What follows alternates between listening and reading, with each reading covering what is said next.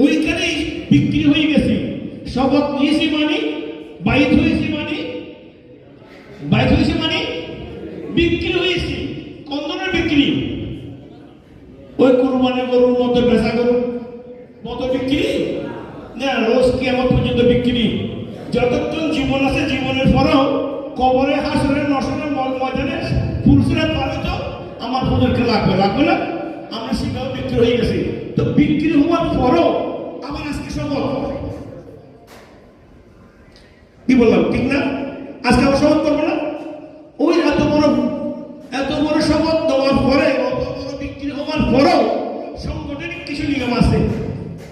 আমাদের যে বাইলস আছে, আমাদের সংবিধান আছে, সংবিধান অনুযায়ী আজকে আমাদের শপথ নিতে হচ্ছে।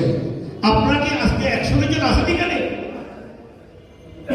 আজকে নিয়েছেন আপনাকে 100 জন আছে না কম আছে?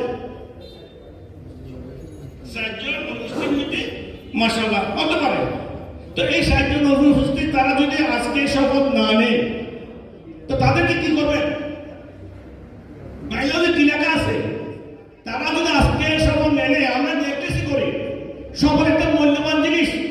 মাশাআল্লাহ আগামীতে 12 তারিখ নির্বাচন হবে, 300 আসনের নির্বাচন হবে, 300 জন এমপি হবে। এই 300 জন এমপি যদি সংসদে গিয়ে যারা শপথ গ্রহণ না করে, যদি 499 জন হয়, একজন বাকি থাকলে যদি অসুস্থ হয় তাকে সুস্থতা করে এনে তাকে শপথ গ্রহণ করতে হবে। এই রেজাল্টটা, এই ফর্মুলা আমরা ইতিপূর্বে গ্রহণ করি নাই। সেটা আমাদের ভুল আছে, যে আমাদের ভুল নাই কথা না, কাজ করতে গিয়ে অনেক কিছু জেনেছি আর অনেক কিছু বাকি রয়ে গেছে।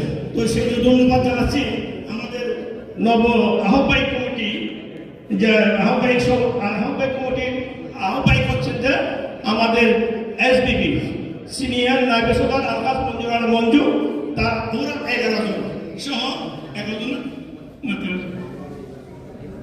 ওরা 11 জন সংস্কৃত আমরা 11 জন মিলে এই বোধকার সৃষ্টি আছে, এই বাদ দিলাম।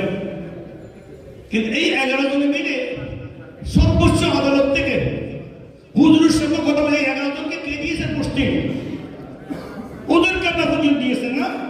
এখানে তো কেন্দ্রীয় পরিষদের আন্দোলন নাই, আছে? কেন্দ্রীয় পরিষদ আছে? নাই। উত্তর জেলা দক্ষিণ জেলা মহানগর আছে?